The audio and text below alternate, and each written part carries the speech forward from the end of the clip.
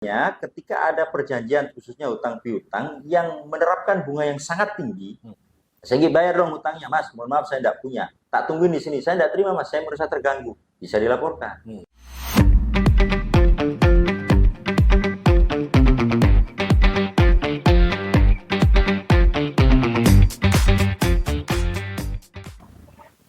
Nang Engki Anom Suseno, lawyer yang luar biasa di Kabupaten Tuban yang harus kita gali masalah informasi, masalah performan atau masalah sudut pandang lain lah yang harus kita obrolkan di malam hari ini. Selamat malam Mas Engki. Selamat malam Mas Pam. Santai banget Anda. Iya. Saya tak minum dulu Pak. Boleh.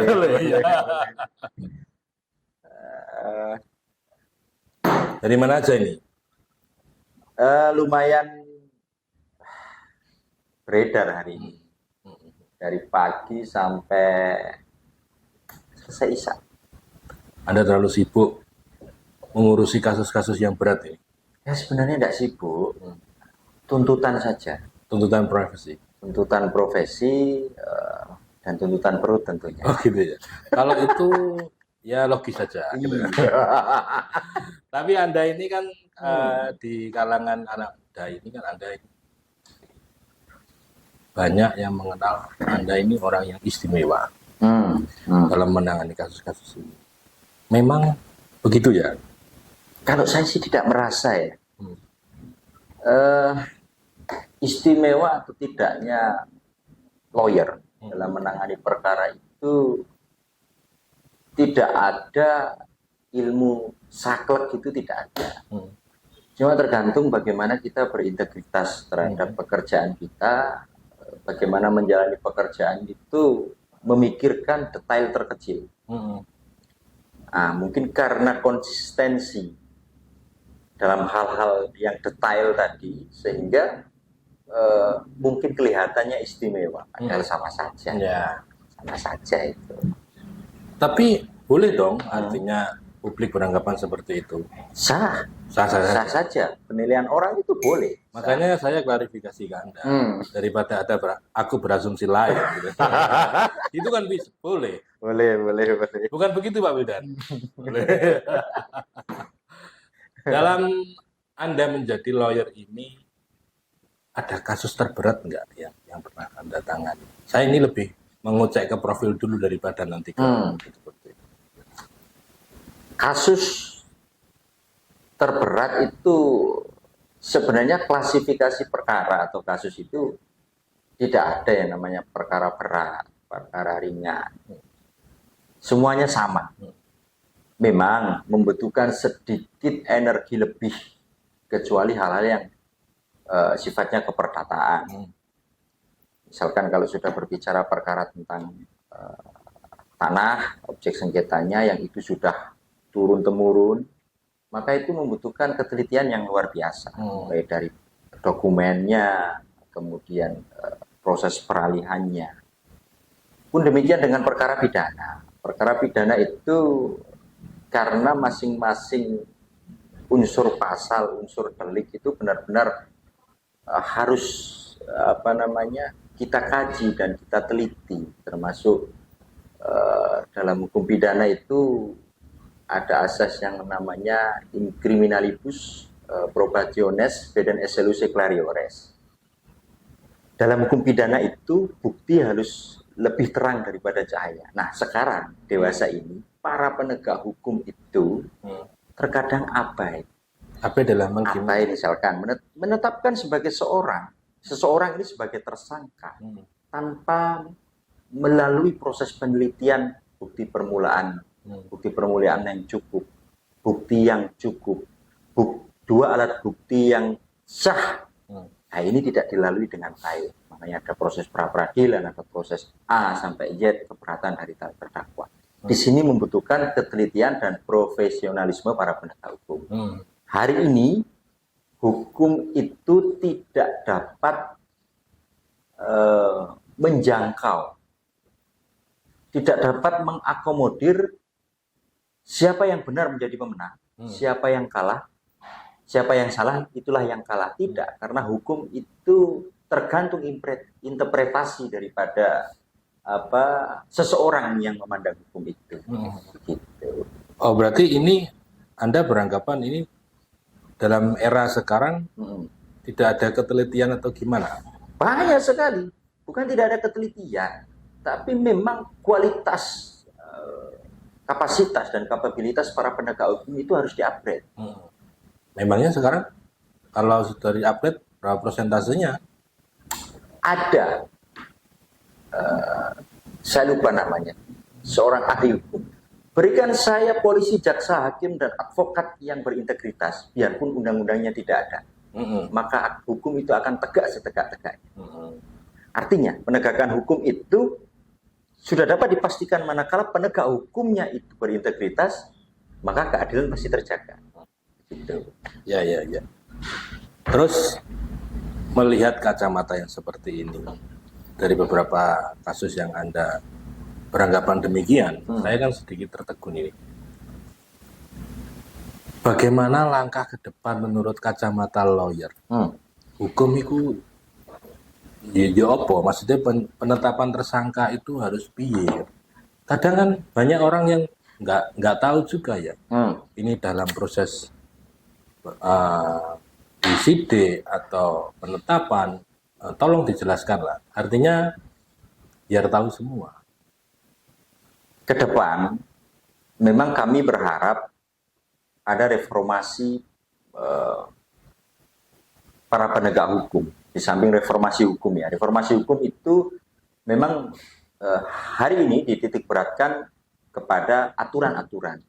Iya. Yang mana masih multitafsir, jadikan tidak multitafsir. Tapi jangan lupa unsur yang dominan adalah unsur para penegak hukum yang direformasi dulu itu, mulai dari perekrutan sampai pada pendidikannya. Iya, betul. Nah, bagaimana kemudian dengan masyarakat ketika menghadapi persoalan hukum? Masyarakat harus paham mulai saat ini peran pembela atau lawyer itulah yang dapat menjaga hak-hak masyarakat ketika para penegak hukum melaksanakan kewenangannya, mulai dari proses penyelidikan, penyidikan, karena memang sudah menjadi kodratnya manusia. Ketika manusia dikasih power atau kekuasaan, People power ini. Ya, terus gimana? dikasih kekuasaan, itu dia cenderung akan belok. Ada yang namanya abuse of power di sana. Ya. Ya, ini yang harus masyarakat pahami.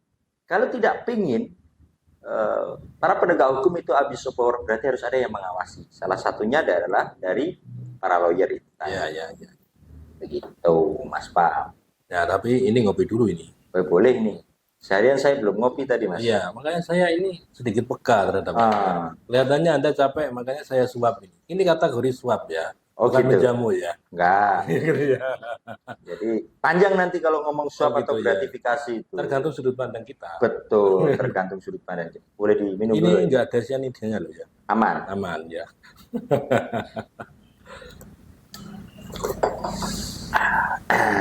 Ngomong-ngomong secangkir kopi ini, hari ini saya melihat banyak masalah yang tanda petik ini masih bingung ya.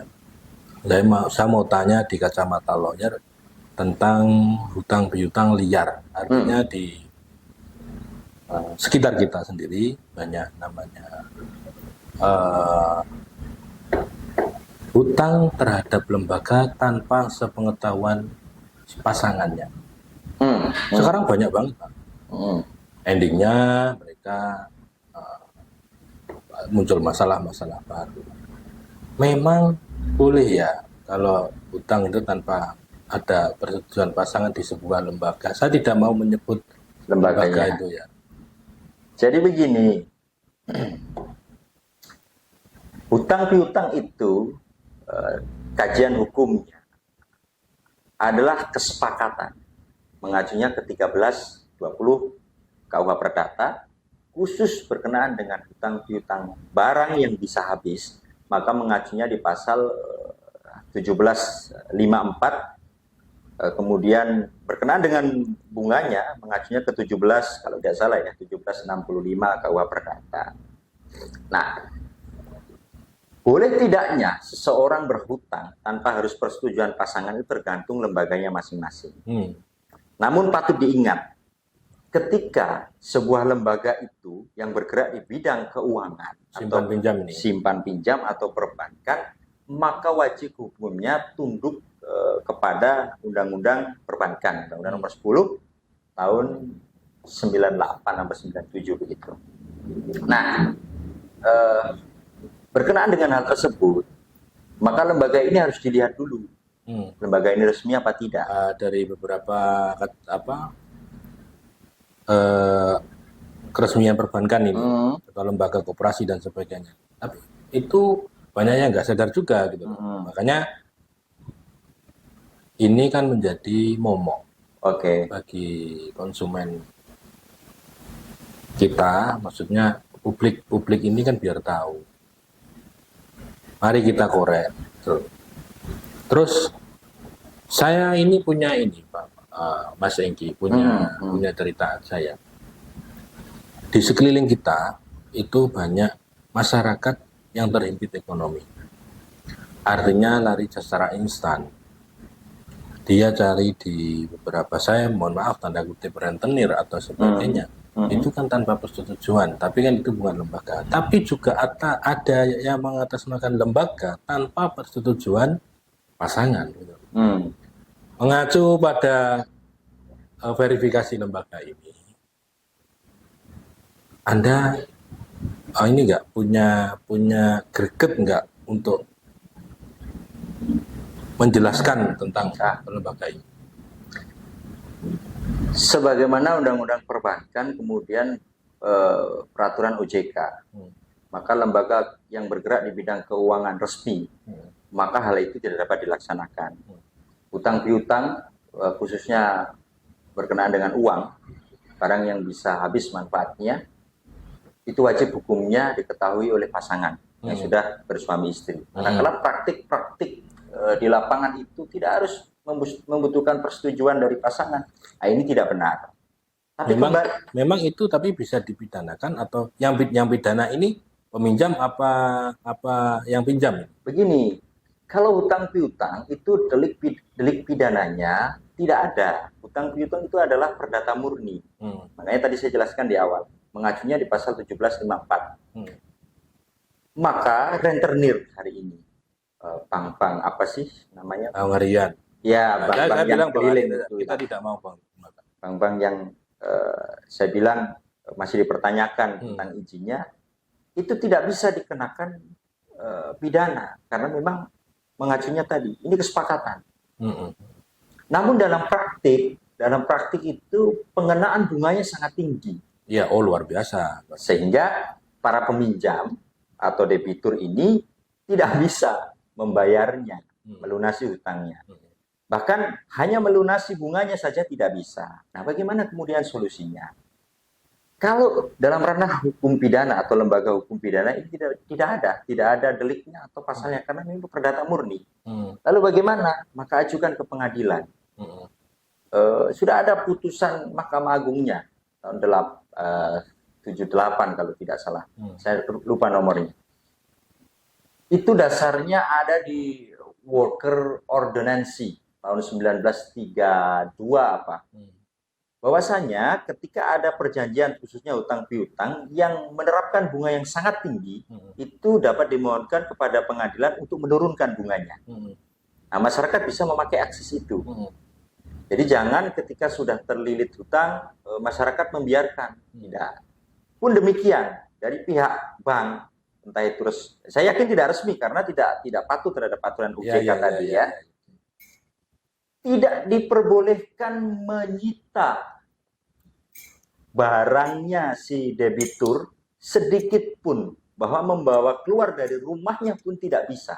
Ketika bank itu melakukan, maka itu masuk delik unsur pidananya itu. Artinya penyitaan secara sepihak ilegal itu tidak boleh ya. Nggak boleh. Tapi memang nggak, ya ini yang harus kita korek.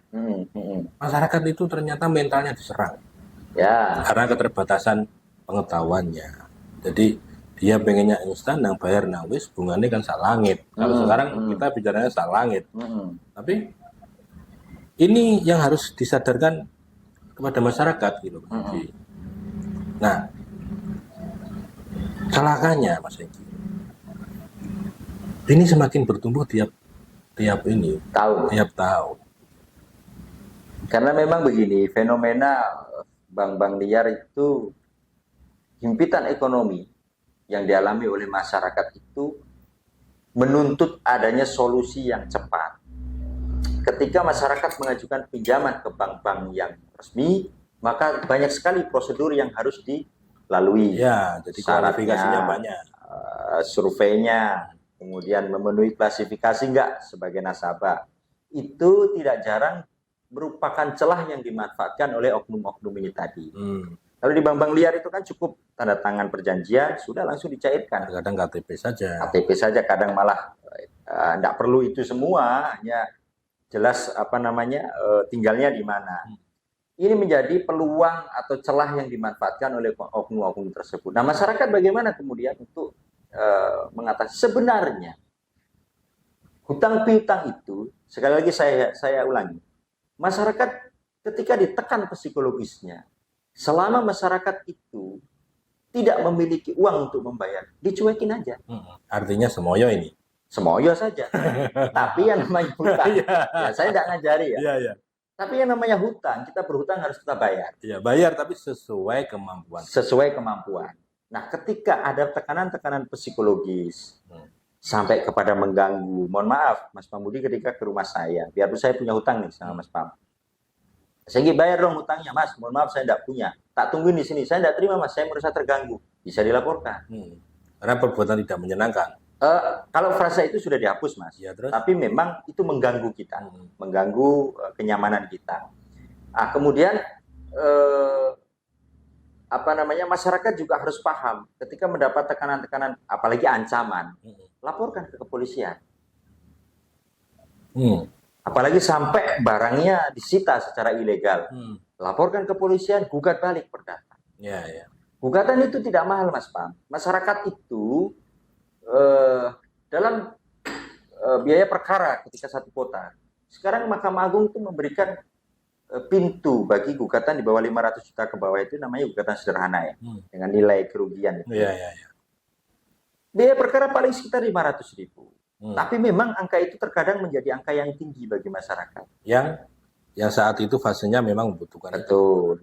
Nah, seperti tadi saya ulangi hemat saya, jangan takut masyarakat. Masyarakat punya hak, dilindungi oleh hukum. Ketika ada oknum-oknum yang mengatasnamakan bank-bank yang tidak jelas itu tadi, memberi tekanan psikologis, tolak.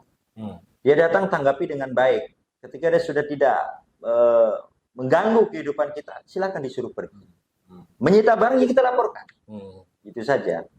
Ini kan banyak yang dialami masyarakat tentang perkara-perkara demikian. Jangan sampai ini barang-barangku diambil, ini tekanan psikologis, tekanan segalanya lah. Makanya ini belum ada tema yang harus yang seperti ini. Jadi cuma terkadang begini Mas Hengki. Untuk Mas Hengki sendiri siap nggak katakanlah membantu orang yang karena mau melaporkan itu dia sudah takut sendiri.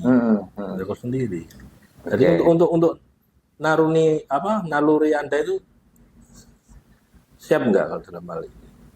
Ada yang namanya problem dalam dunia hukum hari ini itu, ada yang namanya asas setiap orang dianggap tahu tentang hukum. Tapi berbanding terbalik kemudian dengan fakta di lapangan, setiap orang belum tentu mendapatkan akses to justice. Ya itu. Nah, masyarakat bisa ke LBH yang ada di Tuban ya, di Kabupaten Tuban itu kan gratis. LBH ini gratis. Makanya ketika masyarakat ketika ada LBH yang meminta bayaran, maka itu bisa dilaporkan. Oh gitu ya? Dasarnya Undang-Undang Bantuan Hukum. Nah, bisa ke LBH. Nah, kalau saya sendiri, saya memegang beberapa LBH, termasuk LBH PDM Muhammadiyah Tuban. Silahkan datang ke LBH, nanti akan kita bantu. Gitu. Selama memang masyarakat ini jujur, masyarakat ini benar-benar masyarakat tidak mampu. Bukan masyarakat yang dia masih tiktokan, nyebut merek sedikit. Masih main sosmed, masih punya sepeda motor, kemudian datang ke LBH bilang, Pak saya orang tidak mampu. Bukan apa-apa, kalau kami tidak jadi persoalan. Asalkan persyaratannya SKTM-nya dia bawa, tidak masalah. Cuman patut diingat, ada hak orang yang tidak mampu yang akan diambil nanti. Karena pos anggaran kita, itu memang kita poskan untuk orang yang benar-benar tidak mampu. Kategori orang tidak mampu itu apa? Bahkan hanya untuk makan besok saja, dia masih nyari hari ini. Pak Jatmiko, mohon maaf. Saya minta teganya lagi dong. Oh ini. Ternyata Pak Budi ini luar biasa ya. Luar biasa minumnya maksudnya, bukan tanyanya. Bahaya juga ini pelintirannya. Minumnya. Gitu loh. Kalau saya merokok saja. Oh boleh. Saya 3 hari ini nggak merokok, nggak enak badan. Oh bagus. Nggak merokok karena nggak enak badan itu keliru sebenarnya. Benarnya gimana? Kalau memang nggak merokok ya pengen nggak merokok. Oh gitu aja. Kalau nggak enak badan harus merokok. Ya itu sedikit pelintirannya aja lah. Kembali ke topik. Oke. Jadi masyarakat ini setelah melihat ngobrol santai saya dengan salah satu lawyer ternama di kota saya, ini bisa sadar. Tidak usah takut kalau terlalu dipresur, ya Mas Engki. Ya. Tidak usah takut kalau dasar-dasarnya jelas. Kalau Anda merasa benar dan dipandang benar dari kacamata permasalahannya, laporkan saja. Kalau diselesaikan secara musyawarah ya lebih baik kan gitu. Tapi untuk Mas Engki ini mungkin dari materi ini sudah bisa memberikan berapa persen kan untuk masyarakat dalam hal utang piutang ini. Menurut Anda berapa persen kesadaran masyarakat dari kacamata Anda ini tadi? Khususnya masyarakat di pinggiran kota, di pedesaan itu pemahaman hukumnya, khususnya masalah utang piutang seperti ini, itu saya melihat data. Data dari mana? Jelas data valid. Ya mungkin saya menyebutkan data kalau tidak valid. Iya. Kan sumbernya kan harus saya pertanyakan juga. Gitu. Betul. Ketika disampling 100 orang, tidak lebih dari 10 orang yang paham hukum di masyarakat pedesaan. Maka itu sebenarnya saya pernah membaca di setiap balai desa itu ada yang namanya sudah diperintahkan memang untuk membuat lembaga bantuan hukum. Minimal ketika masyarakat bertanya ke kantor desa itu ada tenaga di sana untuk memberikan advice atau pemahaman hukum kepada masyarakat. Nah, bertolak dari persentase tidak lebih dari 10% masyarakat yang paham hukum di suatu daerah, maka saya berharap ya bagi lawyer-lawyer, lembaga bantuan hukum khususnya pemerintah desa, canangkan itu program-program untuk memberikan pendidikan hukum kepada masyarakat. Hukum apa saja. Silakan kerjasama dengan di Pemda ini kan ada bagian hukum yang siap untuk terjun ke lapangan. Ya harus siap dong. Dia dibayar negara kan harus itu. Kalau mereka tidak sanggup, pergi ke LBH. Minta kerjasama sama LBH. Lawyer banyak di Tuban itu. Kemarin saya kumpulkan terakhir itu. Ada berapa lawyer sih? 86 lawyer aktif di Tuban. Itu belum semua Mas Pam. Jadi sangat banyak asalkan pemerintahnya sendiri mau untuk mengurus masyarakatnya. Ya semoga habis ini mau lah. Ya harus mau. Karena ini sangat dibutuhkan publik, Pak. Ini kesadaran hukum tentang utang piutang ini ya harus diterapkan lah. Kami itu tidak pernah keberatan ya. Saya dan teman-teman tim itu ketika misalkan saya kenal kepala desa di suatu desa, Mas, tolong dibantu buat seminar atau memberi pemahaman kepada masyarakat, kami pasti iyakan itu. Jangan khawatir, asalkan memang mau meminta, bukan kita mau diminta, tidak. Saya ini kan seberapa sih jangkauan saya, kan nggak mungkin ketika saya datang sendiri itu nggak mungkin. Dan di advokat itu ada kewajiban bagi kami yang itu diatur dalam undang-undang, advokat wajib memberikan bantuan hukum gratis selama beberapa jam dalam 1 bulan. Itu kewajiban kami memang. Gitu. Kita sudah ngobrol berapa menit ini Mas Widan? Berapa? Wah, Kok tidak terasa? tidak terasa karena kita ngobrol asik. Iya. Ya, kita sampai di sini saja ya, Mas Hengki ngobrolnya. Boleh. Karena apa? Biar ini menjadi tahap 1. Jadi nanti orang semakin penasaran ada di tahap 2 ini. Setelah adanya video ini mungkin ada gerakan-gerakan lain. Ini kan sedikit intro lah, bahasa kita intro. Ya, ya. Mungkin dan 1 bulan ke depan atau 2 bulan ke depan kita akan ketemu lagi ngobrol yang asik seperti ini. Nah, Oke. Mas Hengki, Anda ini kan biasanya kan punya gagasan atau wawasan kepada masyarakat, jangan takut ancaman, jangan takut apa, silahkan diutarakan ini. Baik. Pesan buat masyarakat, Anda semenjak di dalam kandungan, kemudian lahir, meninggal, itu sudah dilindungi oleh undang-undang. Itu. Maka pakailah hak Anda, hak perlindungan hukum Anda. Pergi ke kantor-kantor hukum terdekat, pergi ke lembaga-lembaga pemerintah yang bergerak di bidang hukum terdekat untuk meminta perlindungan manakala Anda tersangkut masalah hukum, mendapatkan pressure misalkan dalam bidang utang piutang dan sebagainya. Manfaatkan itu. Jangan takut ketika diancam orang, karena mengancam itu ada hukumannya. Jadi silakan pakai, berpikirlah, kemudian keingintahuannya itu dikembangkan. Bertanya itu tidak salah. Yang tidak bertanya itulah yang salah. Jadi pesan saya, sering-seringlah bertanya. Begitu. Itu Mas Tam mungkin. Ya, terima kasih. Ya, ini sebenarnya hanya obrolan ringan ya. Kita ini sengaja membuat talk show agar setidaknya menghibur dan memberikan wawasan publik bahwa ada hal-hal baru yang harus diketahui oleh netizen seperti ini. Mungkin demikian Mas Hengki, kita ngobrol asik sebenarnya. Kita ngobrolnya nggak ada waktunya, kita hanya talk show santai saja. Terima kasih waktu senggangnya. Sama-sama Mas Bang. Untuk para viewers, terima kasih dan saya ucapkan terima kasih. Assalamualaikum. Sampai kelakok aku. Selamat malam.